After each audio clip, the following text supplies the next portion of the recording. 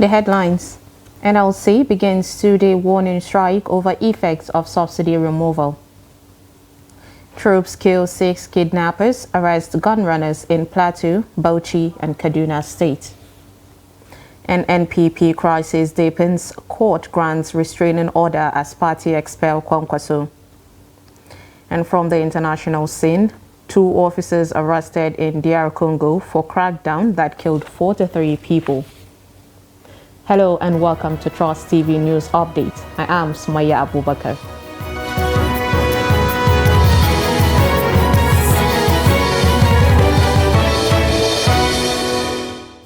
Thank you for joining us, and now the details. A 2-day warning strike embarked upon by the Nigerian Labour Congress, the NLC, against fuel subsidy removal has recorded partial compliance at the Federal Secretariat in Abuja. Noel Samson, who monitors the strike, reports. NLC President Joe Ajaero on September 1st had announced the 2-day warning strike after the NLC NEC meeting. The union said the warning strike will be followed by a total shutdown after 21 days if the government failed to address the lingering subsidy removal. A visit to the Federal Government Secretariat complex has in about 8 ministries revealed a partial compliance to the warning strike declared by the NLC. The environment that used to be a beehive of activities is rather quiet, with workers seen coming to their duty posts. 2 commercial banks located within the complex are also open for business, with customers coming to transact business.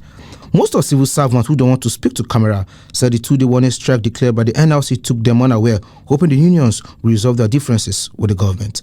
Noel Samson, Trust TV News, Abuja.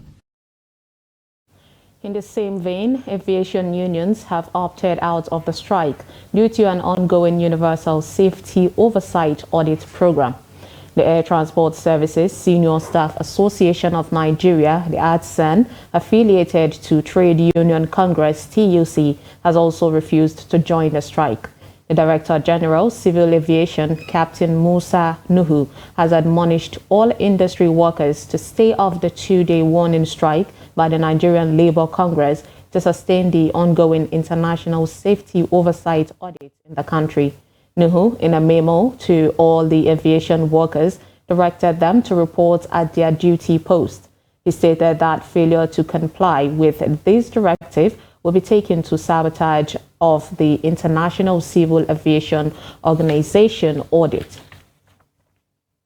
Now, earlier we had Daily Trust aviation reporter who gave up an update. The situation at the airport is not different from the situation in the state, in Lagos generally, because the strike is not being observed by a lot of organizations and offices and so on. And talking specifically about the airport, the aviation unions have made it categorically clear that they are not going to be part of the strike. And the flight operations are ongoing. Normally, there is no issue at all. People are going about their normal businesses and so on. The union said specifically was that there is an ongoing audit of the industry that is going on by the International Civil Aviation Organization. They call it ICAO Safety Oversight Audit, which is ongoing at the moment. So they say because of that, they will not be part of the strike. No, I don't think there was an issue of trade, because we spoke with we have, first of all, we have various unions in the industry. We have the Air Transport Services Senior Staff Association of Nigeria, which is affiliated to TUC, the Trade Union Congress. And you know, the Trade Union Congress is not part of this strike. It is only being observed by the NLC. So AFCAN has come out with a statement yesterday that said, since the TUC, their affiliate, their sister organization, is actually not going on strike, they will not be part of that strike. And apart from the AFCAN, we also have ANAP, Association of Nigeria Aviation Professionals. They also came up with a statement. We spoke with the General Secretary of the association, Comrade Seidu Abarasak, who confirmed that yes, they are aware of the strike. They are sympathetic with the NLC, but because of the current situation in the industry, the industry is currently undergoing an audit by ICAO. This is something that is done on every 3 years, and once they miss it this year, it will take another year. It will downgrade the rating of the industry. So they said because of this ongoing audit, they will not be part of the strike. Insecurity, troops of Operation Safe Haven have killed 6 kidnappers and arrested gun runners at different operations in Plateau and some parts of Bauchi and Kaduna states. The operation, which is saddled with the responsibility of maintaining peace in Plateau and some parts of Bauchi and southern Kaduna, also said 54 suspected criminals were arrested in connection with various crimes. A statement by the media officer of operation, Captain Oya James, said troops also carried out a sting operation across Plateau and Kaduna states, during which 3 kidnappers were arrested. James added that a suspected bandit, Daud Tahiru, was also arrested in connection with the last attack at Haipang village in Bariket Ladi local government area of Plateau state.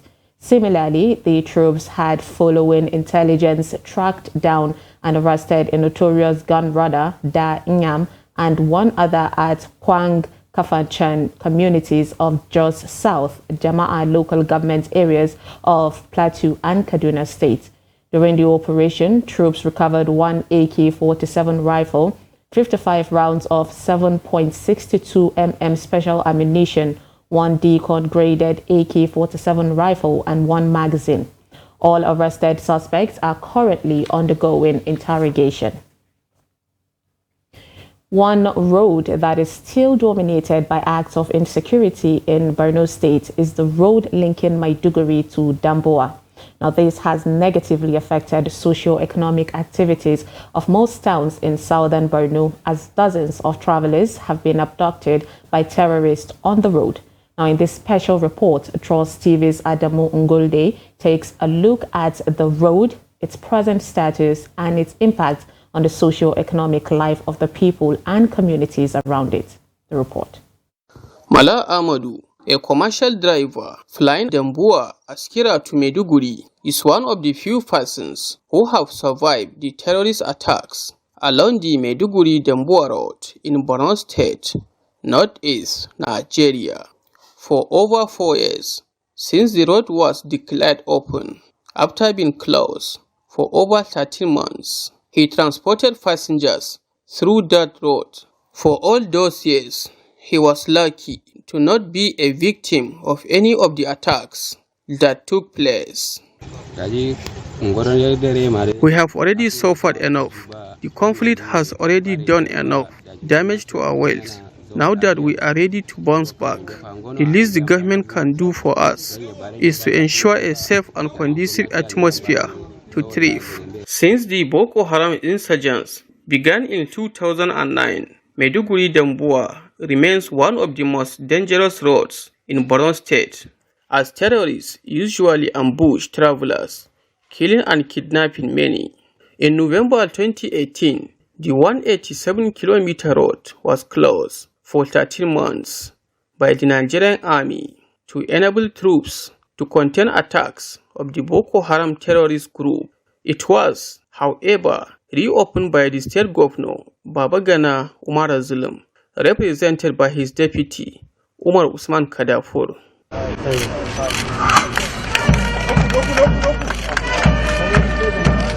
Damboa is popular for fruits and vegetables business. It is one of the biggest suppliers of fruits and vegetables for Borno. However, the lack of safe roads is killing businesses. A businessman, Modu Kura, expressed worry over the incessant attacks on the roads by terrorists.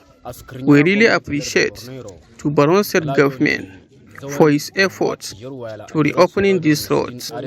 Without this road, the only alternative for us to transport our goods is through Chibok, to Uba, to Michika, to Goza, to Bama, before Maiduguri. You can imagine the distance.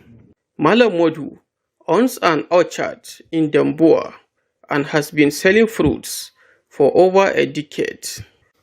A trip from Damboa to Maiduguri costs an average of 2,500 naira, but alternative roads cost an average of 10,000 naira, a trend causing hardship for commuters.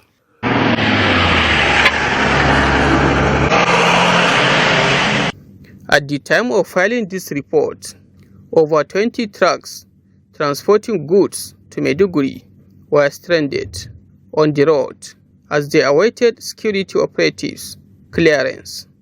From Maiduguri, Adamu Gulde, Trust TV News.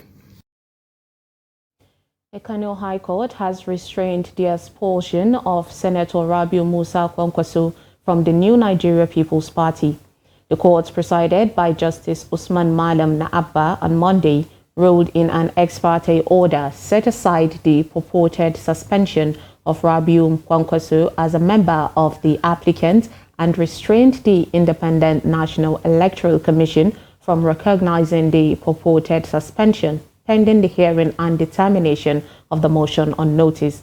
The applicant in the suit is New Nigeria People Party, and the respondents are Chief Boniface O. Aniebonam, Gilbert Akpo Major, Barrister Tony Christopher Obioha, Comrade Ogini Olaposi, Hajia Rekia Zalanga, Mark Usman, Omar A. Jibril, and Alhaji Adebanju Wasiu. Meanwhile, the National Executive Committee of the New Nigeria People's Party, the NNPP, said it has expelled Senator Rabiu Kwankwaso following his alleged refusal to appear before the party's disciplinary committee. The acting National Publicity Secretary of NNPP, Abdusalam Abdulrazak, said in a statement on Tuesday in Lagos that the NEC had expelled Kwankwaso with immediate effect because of his refusal to honor the committee's invitation. Recall that the National Executive Council, the NEC of the NNPP, set up a disciplinary committee and directed it to invite Kwankwaso to defend allegations of gross anti-party activities and mismanagement of party and campaign funds within 5 days. The NEC had warned that failure to appear before the disciplinary committee, Kwankwaso would be expelled from the party in line with the provisions of the party's Constitution 2022 as amended.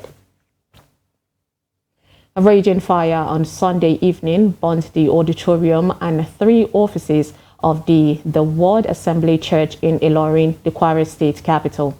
The fire, which reportedly started in the evening after the Sunday church service, consumed the main auditorium and 3 of the 6 offices at the headquarters of the church located along Ajashekbo Road, Ilorin.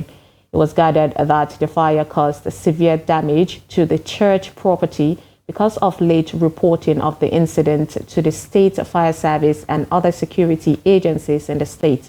The fire service put the total estimated property loss in the incident at 39.5 million naira, while the total estimated property saved was 74.3 million naira.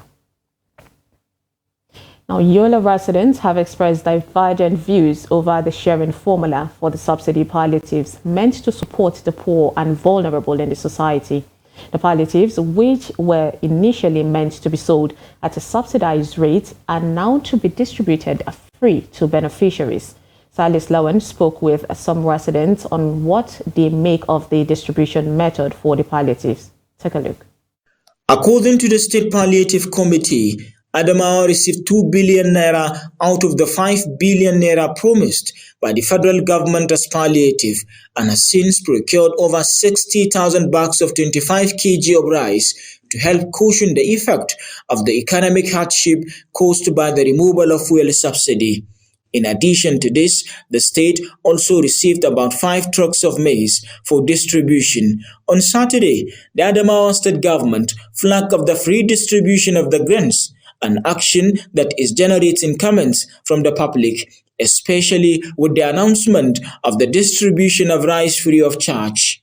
Wanda za mu faɗa muna roƙon Allah Ubangiji ya rarrashi zuciyansu su kuma duba girman Allah su yi adalci su isar da inda ya kamata isar din. I believed that the action taken by the government is to give the people a sense of belonging. However, let there be justice in the course of distribution. zai kai ka ga rahamar ubangiji. Muna kira ga su ciyamomi na council na local government din don Allah su consider na wannan tsarin da shi gwamnatin ta yi, a dinga kiran mutanen mu ana samu a cikin mutane ne. Muna da membobi da yawa sosai a local government namu, muna da mutane wanda kuma mu ne ma ya kamata wannan tallafi ta same mu direct. Let them include us because we deserve to benefit from the palliative because of our condition, and sometimes they don't involve us during their meeting.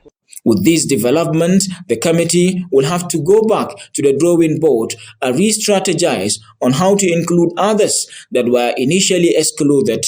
This issue of rice, people should not expect everybody to get the rice. You cannot get all the rice.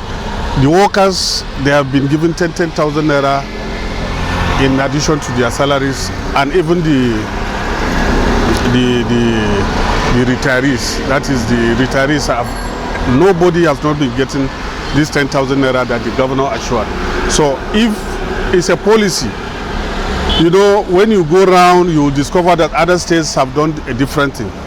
Stakeholders are hopeful that the purpose of the palliative will not be abused, but instead deliver to the right people.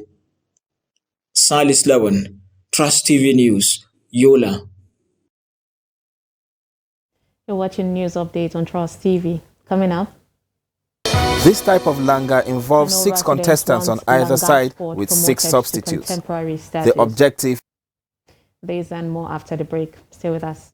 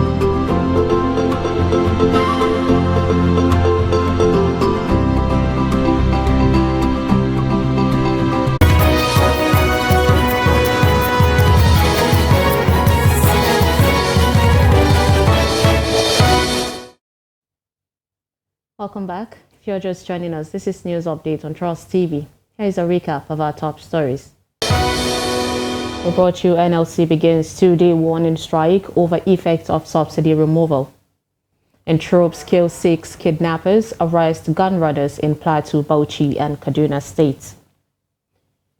And moving on to more stories, federal government has inaugurated a 7-man committee to look into the education sector to address decline in quality and resolving issues in the education sector in the country.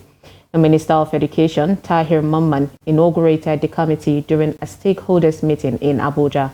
Abibat Ajayi reports.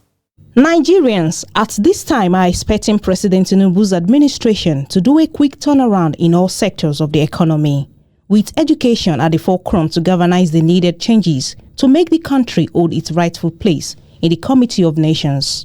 Stakeholders in the education sector highlighted major issues for government at all levels to look into.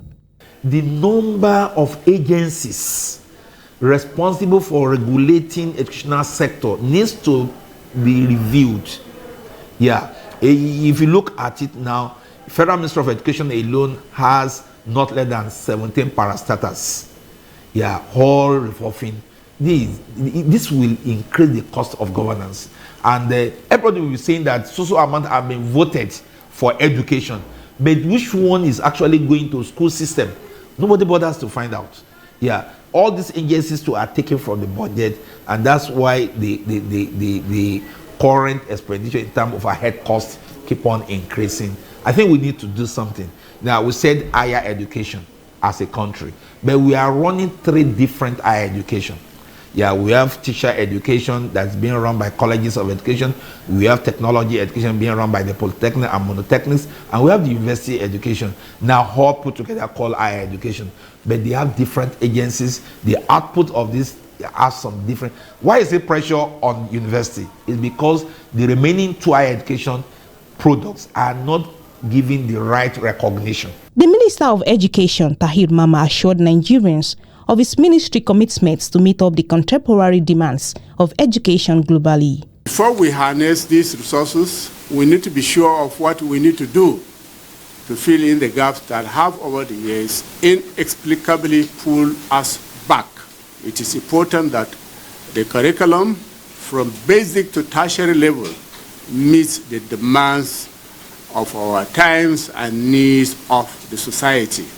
We must have an education system that embraces technology and move into a digital future where our education responds to the demands of the society. However, collective resolve and commitment of stakeholders are needed to achieve the desired objectives. Abibat Ajayi, Trust TV News, Abuja. Langa, a Hausa traditional sport, has always been known for promoting physical prowess and community engagement. The sport has developed into a game adopted by several states across the country and is played at the National Sports Festival. Residents of Kano State believe more attention has to be paid to promote Langa to the status of other traditional and modern sports. Trust TV's Abdul Aziz Ibrahim reports.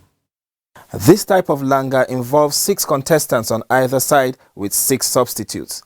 The objective is to prevent a member of one of the teams referred to as Rua from making a run to the opposing side. The Rua scores points for his team by evading all 6 opponents with the help of his 5 teammates. The defending team scores a point for preventing the Rua to reach the destination with some attackers displaced. The young contestants engage in friendly yet intense bouts, showcasing their strength, agility, and tactics. Na fara kuma da wasan makaranta ne FC Kano da muke na Nasiga National Sports. I have been involved in this sport since I was very young. I represented FC Kano at Nasiga Games, after which I was invited to play for Rivers State. I won silver and bronze medals for Rivers State as a coach, which earned me a contract with the state government. States like Lagos, Cross River, and even Bayelsa have once contacted me to recommend players. A lot of advancement I made in life was because of this langa. Kamar Lagos, Cross Rivers. I am one of the players of Bayelsa Langa team. I have played against teams from various states in National Sports Festival qualification. However, here in Kano, we only organize such games like this one just to celebrate. While Langa Hausa sport continues to captivate hearts, modern challenges have emerged. The rise of modern sports pose threats to the preservation of these traditions.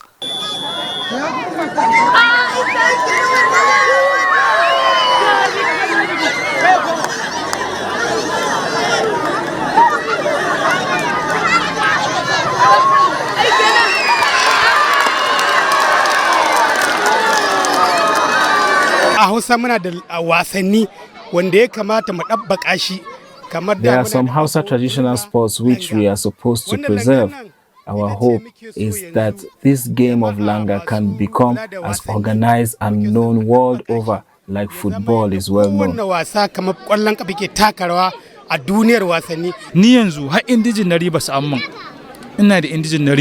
We have inquired from the relevant authorities why Kano State does not have a Langa team, but we have never gotten a tangible answer. Gaskiya ne dalilin shine na farko coach ba mu da coach.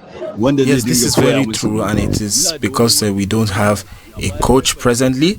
The person who we have here who is very experienced in Langa is a referee, so we don't have a coach to actually groom the players right now. Although we agree that Langa is supposed to be promoted to a sport that can go as far as Dambe and other traditional sports have done. Certainly, a glimpse into the vibrant world of this Hausa traditional sport should remind the people of the importance of celebrating the traditions that bind them together. Abdulaziz Ibrahim, Trust TV News. In the international scene, 2 high-ranking military officers in the Northeastern Democratic Republic of the Congo have been arrested for taking part in a crackdown on protests last week that killed 43 people and injured 56. Interior Minister Peter Kazadi said police on Monday arrested Commanders Mike Mikombe and Donat Bawili, who respectively headed the Republican Guard unit and the DRC Armed Forces Regiment in Goma, the eastern city where the violence unfolded. Defense and security forces in the Central African nation used a lethal force on Wednesday to repress a planned anti-United Nations protest in the city. And finally, in sports, the battle for the continent's highest slots in the table tennis event of Paris 2024 Paralympic Games will be between Nigeria and Egypt when the qualifying tournament begins on September 20th in Egypt. Already, some players have been confirmed for the 2023 ITTF African Para Table Tennis Championships, which will take place at Hassan Mustafa Sports Hall in Giza, Egypt. In their usual style, host Egypt is planning to assemble some of its finest players that will battle Nigeria, which will also assemble a large contingent to secure more slots from the tournament. Egypt and Nigeria have been the dominant teams in the continent, with the likes of Algeria and South Africa joining the fray in the medal chase. Meanwhile, President of African Table Tennis Federation, Khalid El Salhi, said the organizers, Egypt Table Tennis Federation, have been working tirelessly to stage a befitting tournament. And with that, we wrap up News Update on Trust TV. Do not forget to follow us across all our social media platforms, and you can join our YouTube Live for more news programs and documentaries. I am Sumaya Abubakar. Thanks for joining us.